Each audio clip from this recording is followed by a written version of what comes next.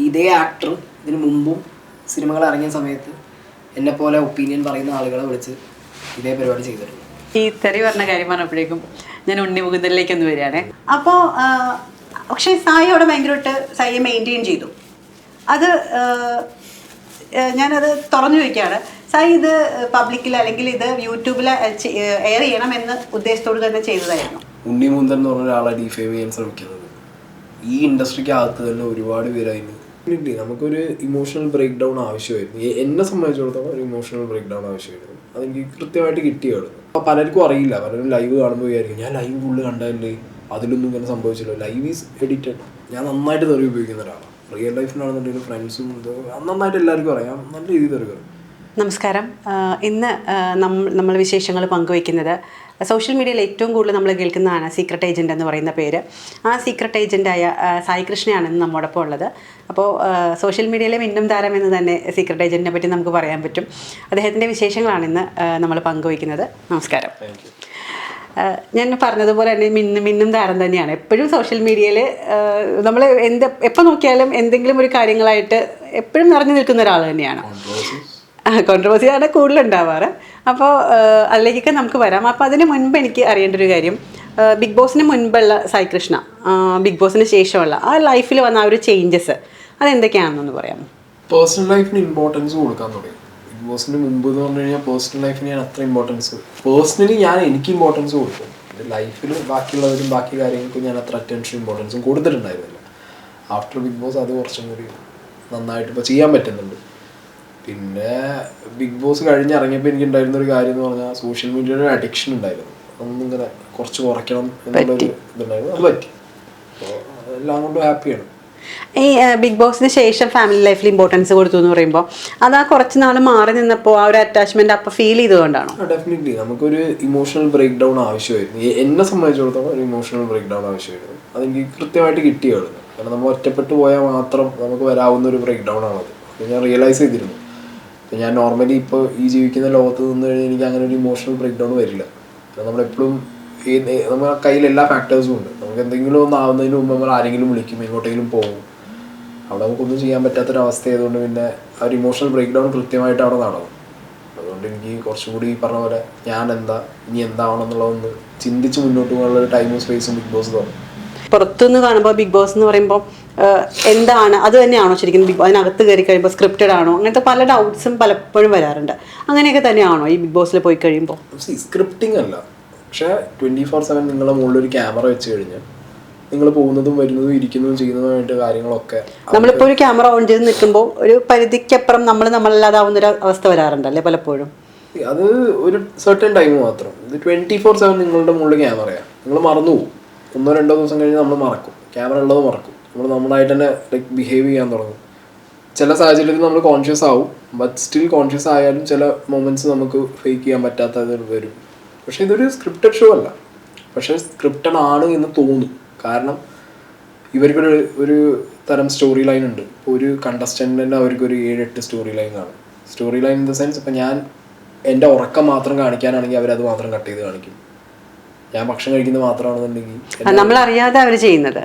Definitely. കാരണം ഇപ്പം പലർക്കും അറിയില്ല, പലരും ലൈവ് കാണുമ്പോൾ വിചാരിക്കും ഞാൻ ലൈവ് ഫുള്ള് കണ്ടതല്ലേ, അതിലൊന്നും ഇങ്ങനെ സംഭവിച്ചില്ല. ലൈവ് ഈസ് എഡിറ്റഡ്, ഡിഫേർഡ് ലൈവാണ് നമ്മൾ കാണുന്നത്. അപ്പൊ തന്നെ ടെലികാസ്റ്റ് ചെയ്യുന്നതല്ലല്ലോ അല്ലേ? അതിനുശേഷം അതായത് ലൈവ് എഡിറ്റ് ചെയ്യാൻ തന്നെ എനിക്ക് തോന്നുന്നത് ഒരു 10-200 പേര് കാണും സ്പോട്ടിൽ എഡിറ്റ് ചെയ്യാൻ വേണ്ടി ലൈവ്. അതും ഒരു കണ്ടസ്റ്റന്റിന് അവർ കൊടുക്കുന്നത് ഇത്ര ബഞ്ച് ഓഫ് എഡിറ്റേഴ്സ്, ഇത്ര സ്റ്റോറി ലൈൻ. ഓരോ കണ്ടസ്റ്റന്റിനും അവർ എഡിറ്റേഴ്സിന് ഇത്ര വെച്ച് പ്രൊവൈഡ് ചെയ്തിരിക്കുകയാണ്. ഒരു കണ്ടസ്റ്റന്റിന് അല്ലെങ്കിൽ ഒരു പെയറിന് അവർക്ക് തോന്നുന്നത് ഇതൊരു പെയർ ആവാൻ സാധ്യതയുണ്ട്. അപ്പോൾ അവരുടെ സ്റ്റോറി ലൈൻ എങ്ങനെ വേണം.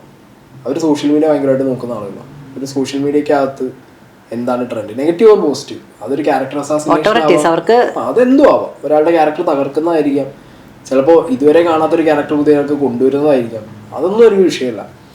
ടോക്കിംഗ് പോയിന്റ് എന്താണ്, ആ വ്യക്തിയെക്കുറിച്ചോ അല്ലെങ്കിൽ ആ വ്യക്തികളെ കുറിച്ചോ എന്താണ്, അതവർ കൂടുതൽ നിൽക്കും. ഇതാണ് അവരുടെ പരിപാടി. പിന്നെ നമ്മൾ പ്രതീക്ഷിച്ചതൊന്നും പുറത്ത് വരണമെന്നില്ല, പ്രതീക്ഷിക്കാത്തത് പുറത്തു വരും. അതൊരു നമ്മുടെ ലക്കനുസരിച്ചിരിക്കും എങ്ങനെയാണ് അവർ ഔട്ട് ചെയ്യണമെന്നുള്ളത്. ഇപ്പം നമ്മൾ ഇപ്പോൾ സ്ക്രിപ്റ്റഡ് അല്ല എന്ന് പറഞ്ഞല്ലോ, പക്ഷേ ഓട്ടോമാറ്റിക്കലി നമ്മുടെ ഉള്ളിൽ സ്ക്രിപ്റ്റ് ചെയ്യുന്നുണ്ടാവും ആ ഒരു സിറ്റുവേഷൻ. ഇപ്പോൾ നമുക്കറിയാം, നമ്മളുടെ ഈ പറഞ്ഞ പോലെ നമ്മുടെ തലയ്ക്ക് മുകളിലൊരു ക്യാമറ ഇങ്ങനെ ഫുൾ ടൈം നമ്മൾ വാച്ച് ചെയ്തുകൊണ്ടിരിക്കുകയാണ്. അപ്പോൾ ആ സമയത്ത് ചില സമയത്ത് നമ്മൾ കോൺഷ്യസ് അല്ലാതായി പോയാലും ഓൾമോസ്റ്റ് നമ്മൾ കോൺഷ്യസ് ആയിരിക്കില്ല. അപ്പം നമ്മൾ തന്നെ നമ്മളെ സ്ക്രിപ്റ്റ് ചെയ്യുന്നുണ്ടോ അതിനുള്ളിൽ? ചില ടൈമിൽ എല്ലാ എപ്പോഴും പറ്റണം എന്നില്ല. അത് ഇപ്പോൾ തെറി പറയുന്ന ഒരു സാഹചര്യം, ഞാൻ നന്നായിട്ട് തെറി ഉപയോഗിക്കുന്ന ഒരാളാണ്. റിയൽ ലൈഫിലാണെന്നുണ്ടെങ്കിൽ ഫ്രണ്ട്സും നന്നായിട്ട് എല്ലാവർക്കും അറിയാം, നല്ല രീതിയിൽ തെറി പറയും. ബിഗ് ബോസ് പോയിട്ട് എനിക്ക് അതൊന്ന് കൺട്രോൾ ചെയ്യേണ്ട അവസ്ഥ വന്നു. പക്ഷെ സ്റ്റിൽ എന്തോ എൻ്റെ വായത്തിന് ആ തെറികളൊന്നും പുറത്തു വന്നില്ല, അതുകൊണ്ട് ഞാൻ രക്ഷപ്പെട്ടു. ഈ തെറി പറഞ്ഞ കാര്യം പറഞ്ഞപ്പോഴേക്കും ഞാൻ ഉണ്ണി മുകുന്ദനിലേക്കൊന്ന് വരികയാണേ. കുറച്ച് നാൾ മുൻപ് ഒരു വിവാദം ഉണ്ടായത്. അപ്പോൾ അതിൽ ഉണ്ണി മുകുന്ദൻ ഭയങ്കരമായിട്ട് റേസ് ആവുന്നതും ഞാൻ അത് കേട്ടപ്പോൾ അതിൻ്റെ പിന്നിലത്തെ കാരണങ്ങളും മുന്നിലത്തെ കാരണങ്ങളൊക്കെ മാറ്റി നിർത്തിയാൽ ആ ഒരു ഫോൺ കോൾ കേൾക്കുമ്പോൾ നമുക്ക് സ്വാഭാവികമായിട്ടും ആർക്കും ഉണ്ണിമുകുന്ദനോട് ഒരു ദേഷ്യം തോന്നാറുണ്ട്. കാരണം അതിൻ്റെ ഞാൻ പറഞ്ഞല്ലോ, അതിൻ്റെ പിന്നാമ്പുറവും മുന്നാമ്പുറവും ഒക്കെ ഞാൻ മാറ്റി വെച്ചിരിക്കുകയാണേ. അപ്പോൾ പക്ഷേ സായി അവിടെ ഭയങ്കരമായിട്ട് സായിയെ മെയിൻറ്റെയിൻ ചെയ്തു. അത് ഞാനത് തുറന്നു ചോദിക്കുകയാണ്, സായി ഇത് പബ്ലിക്കിൽ അല്ലെങ്കിൽ ഇത് യൂട്യൂബിൽ എയർ ചെയ്യണമെന്ന് ഉദ്ദേശത്തോട് തന്നെ ചെയ്തതായിരുന്നു? എനിക്ക് ആ ഒരു കോളിൻ്റെ മുന്നേ ഒരു ബിൽഡപ്പ് ഉണ്ടായിരുന്നു. കോൾ എന്നിലേക്ക് എത്തുന്നത് എനിക്ക് അറിയാമായിരുന്നു, ഇങ്ങനെ കോള് വരും. ആൻഡ് ഇതേ ആക്ടർ ഇതിന് മുമ്പും സിനിമകൾ ഇറങ്ങിയ സമയത്ത് എന്നെപ്പോലെ ഒപ്പീനിയൻ പറയുന്ന ആളുകളെ വിളിച്ച് ഇതേ പരിപാടി ചെയ്തിട്ടുണ്ട്. അപ്പോൾ എനിക്കറിയാം സായി പ്രതീക്ഷിച്ചിരുന്ന അർത്ഥത്തിലൊരു കോള് വരുന്നു. ആ സമയത്ത് എങ്ങനെ ഓവർകം ചെയ്യണമെന്നും സായി ഇതുപോലെ തന്നെ പ്ലാൻഡ് ആയിരുന്നു. അപ്പൊ അതുകൊണ്ട് തന്നെ സായിയുടെ വായിൽ നിന്നും മോശമായിട്ടൊന്നും വരരുത്, സായിയുടെ ഭാഗത്തു നിന്നും മോശമായിട്ടൊന്നും വരരുത്. മോശമായിട്ടൊന്നും പറയാൻ പോണില്ല. നമ്മളൊരാള് വിളിക്കുന്നു, അയാള് നമ്മളെ പ്രൊവോക്ക് ചെയ്യുന്ന ഒരു രീതി എങ്ങനെയാന്നുള്ളത് നമുക്കറിയാം. എനിക്ക് മനസ്സിലായത് ആ വ്യക്തിനെ വിളിച്ച സമയത്ത് അയാളായിട്ടല്ല വിളിച്ചത്.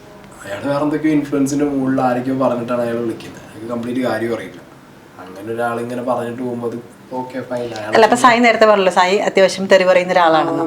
അപ്പൊ ആ സമയത്ത് നമ്മൾക്ക് ദേഷ്യം തോന്നുമല്ലോ, കാരണം സായി പറഞ്ഞ പോലെ ആ ഒരു ദേഷ്യത്തിനേക്കാൾ കൂടുതൽ എനിക്ക് തോന്നിയത് ഇങ്ങനെ എന്ത് ഒരു പതറ്റിക് അങ്ങനെ ഒരു സിറ്റുവേഷനാണ് എനിക്ക് തോന്നിയത്.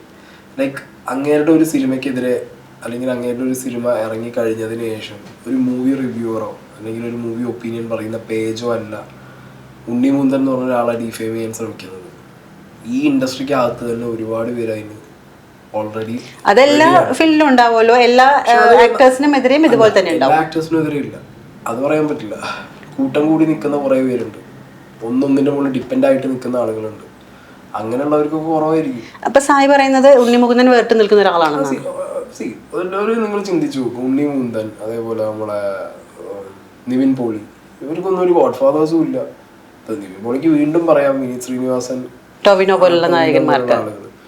ഉണ്ണി മുകുന്ദൻ ഇപ്പൊ ഈ പറഞ്ഞ പോലെ ആരുമില്ല, ഞാൻ കണ്ടിട്ടുമില്ല. അപ്പൊ അങ്ങനെ വരുന്ന ഒരാള്, പിന്നെ ഈ വന്ന സിനിമയുടെ ഇങ്ങനത്തെ വഴികളിലൂടെ വന്ന് സഞ്ചരിച്ചു വന്ന ഒരാൾക്ക് ആഫ്റ്റർ മാളികപ്പുറം ഈ പറഞ്ഞ സമാജം സ്റ്റാർ എന്നുള്ള പേരും കിട്ടി. ആകെ മൊത്തത്തിലൊരു രാഷ്ട്രീയവും മതവും കലർന്ന രീതിയിലേക്ക് അയാളുടെ സിനിമ കരിയർ മാറ്റിയതാണ്. അയാൾ എവിടെയും എനിക്കറിയില്ല, അയാൾ പേഴ്സണലി എവിടെയെങ്കിലും രാഷ്ട്രീയം പറഞ്ഞതായിട്ട് എൻ്റെ അറിവില്ല, ഞാൻ കണ്ടിട്ടും കേട്ടിട്ടുമില്ല. പിന്നെ മതപരമായിട്ടൊക്കെ അങ്ങനെ തന്നെ പോസ്റ്റ് ഇടുന്നുണ്ട്, ഞാനൊരു പ്രൗഡ് ടു ബി ഹിന്ദു എന്നാണ്. അതൊരു തെറ്റുമല്ല, അയാൾ വിശ്വാസിയാണ്, അയാൾ ഇട്ടോട്ടെ, അതൊരു വിഷയമല്ല. പ്രൗഡ് ടു ബി ഹിന്ദു എന്ന് പറയുമ്പോഴത്തേക്ക് സംഘപരിവാറുകാരെ ഏറ്റെടുക്കുന്നു അല്ലെങ്കിൽ സംഖ്യ ആക്കുന്നു എന്നുള്ളത് വേറെ ഫാക്ടറാണ്. ഞാൻ കണ്ടിടത്തോളം അയാൾ രാജ്യത്തെ സ്നേഹിക്കുന്ന ഒരാളാണ്. അയാൾ ഈ ലൈക്ക് പാട്രിയോട്ടിസം ഭയങ്കരമായിട്ട് പറയുന്നതും അത് പൊക്കിപ്പിടിച്ച് കാണിക്കുന്നതും അത് പോസ്റ്റ് ഇടാൻ ഒട്ടും മടിക്കാത്തതായിട്ടുള്ള ഒരു വ്യക്തിയാണ് ഈ ഉണ്ണി മുകുന്ദൻ. ഞാൻ പല പോസ്റ്റുകളിലും കാണാറുണ്ട്. അപ്പം അതും പറഞ്ഞമാതിരി ഒരു രാഷ്ട്രീയത്തിലേക്കോ അല്ലെങ്കിൽ മതത്തിലേക്കോ മാറ്റി വിട്ടിട്ട് അയാളെ സിനിമകൾ ഇറങ്ങുന്ന സമയത്ത് ഇപ്പോൾ മേപ്പടിയാൻ, ഈ പറഞ്ഞ നമ്മുടെ മാളികപ്പുറം, ഇതൊക്കെ ഇപ്പോൾ ആയപ്പോഴത്തേക്ക് എല്ലാവരും കൂടി അങ്ങനെ സ്റ്റാമ്പ് ചെയ്തു. എന്നെ സംബന്ധിച്ചിടത്തോളം എനിക്ക് അയാളുടെ രാഷ്ട്രീയവും പ്രശ്നമില്ല, അയാളുടെ മതവും പ്രശ്നമില്ല. ഞാൻ സിനിമ കാണുന്നു, എൻ്റെ ഒപ്പീനിയൻ പറയുന്നു എന്നുള്ളൂ. അതുകൊണ്ട് ആ വ്യക്തിക്കോ അല്ലെങ്കിൽ ആ ഒരു സാധനത്തിന് ഒന്നും പറ്റാൻ പോകുന്നില്ല. കാരണം ഞാൻ കാശ് കൊടുത്ത് കണ്ടൊരു സാധനത്തിന് എൻ്റെ അഭിപ്രായം എനിക്ക് പറയാൻ പറ്റും. ഞാൻ ഈ കോള് വന്നപ്പോൾ ഞാൻ എക്സ്പെക്ടിങ് ലൈക്ക് എനിക്കറിയാം, കാരണം ഇതിന് മുമ്പ് ഈ വ്യക്തി പ്രതികരിച്ചിരിക്കുന്നത് എനിക്ക് അറിയാവുന്ന ഒരു കാര്യം. ഞാൻ ആ കോള് ശരിക്കും വരുമ്പോൾ അല്ല, അപ്പൊ ഞാൻ ചോദിക്കട്ടെ, ഈ കോള് പ്രതീക്ഷിച്ചിരുന്നു എന്ന് പറഞ്ഞു. ഇതിനു മുൻപ് റിവ്യൂ ചെയ്തപ്പോൾ അല്ലെങ്കിൽ മോശമായിട്ട് റിവ്യൂ ചെയ്തവരോടാണ് ഇങ്ങനെ ഉണ്ണി മുകുന്ദൻ പ്രതികരിച്ചിരുന്നതെന്ന് നമുക്കറിയാം. പക്ഷേ സായി പറയുന്നുണ്ട് സായി അത് മോശമായിട്ടൊന്നും പറഞ്ഞിട്ടില്ല എന്ന് ആ ഒരു റിവ്യൂല്. ഞാൻ പറഞ്ഞിട്ടില്ല. പിന്നെ എന്തുകൊണ്ടാണ് മോശമായിട്ട് പറഞ്ഞിട്ടില്ലെങ്കിലും ഈ ഒരാളുടെ കോള് വരുമെന്ന് എന്തുകൊണ്ടാണ് പ്രതീക്ഷിച്ചത്? അതായത് ഈ വ്യക്തി ഇങ്ങനെയാണ്, നല്ലത് പറഞ്ഞാലും ചീത്ത പറഞ്ഞാലും പ്രതികരിക്കും. അയാളിലേക്ക് എത്തിക്കുന്നത് എങ്ങനെയാന്നുള്ളത് നമുക്ക് പറയാൻ പറ്റില്ല. ഒരു നടൻ അല്ലെങ്കിൽ ഒരു രാഷ്ട്രീയക്കാരൻ ഓരോട്ടീസ് ഇല്ലെങ്കിൽ ഞാൻ തന്നെ ആയിക്കോട്ടെ, നമ്മളെ ഇൻഫ്ലുവൻസ് ചെയ്യാൻ കുറേ ആളുകൾ നമ്മളെ ചുറ്റും കാണും. അങ്ങനെയാണ്. ഇപ്പം നോർമൽ ലൈഫ് പോകുന്ന ഒരാൾക്ക് ചിലപ്പോൾ അയാളുടെ ഫ്രണ്ട്സ് ഗ്യാങ് മാത്രമായിരിക്കും അയാളെ ഇൻഫ്ലുവൻസ് ചെയ്യുന്നത്, അല്ലെങ്കിൽ വീട്ടിലുള്ള അമ്മ, അനിയത്തി, ഭാര്യ, അങ്ങനെയൊക്കെ ആയിരിക്കും. എന്നെ സംബന്ധിച്ചിടത്തോളം അല്ലെങ്കിൽ എന്നേക്കാൾ വലിയൊരു ലൈക്ക് സ്റ്റേജിൽ നിൽക്കുന്ന ഒരാളാണ് ഒരു ആക്ടർ അല്ലെങ്കിൽ ഒരു പൊളിറ്റീഷ്യൻ. അവരെ ചുറ്റും ഒരുപാട് പേര്, ഒരുപാട് ചെവികളും വായകളും ഉണ്ടാവും. പലതും പറഞ്ഞു കൊടുക്കാം, പലതും കാണിച്ചു കൊടുക്കാം. കണ്ടിട്ട് അതിൽ പ്രൗഡായി കഴിഞ്ഞ് കഴിഞ്ഞാൽ അല്ലെങ്കിൽ അതിൽ ഓക്കെ വേറെ കൂടുതലായിട്ടൊരു സ്റ്റഡി നടത്താതെ ചാടി ഇറങ്ങി കഴിഞ്ഞാൽ എന്ത് ചെയ്യാൻ പറ്റും?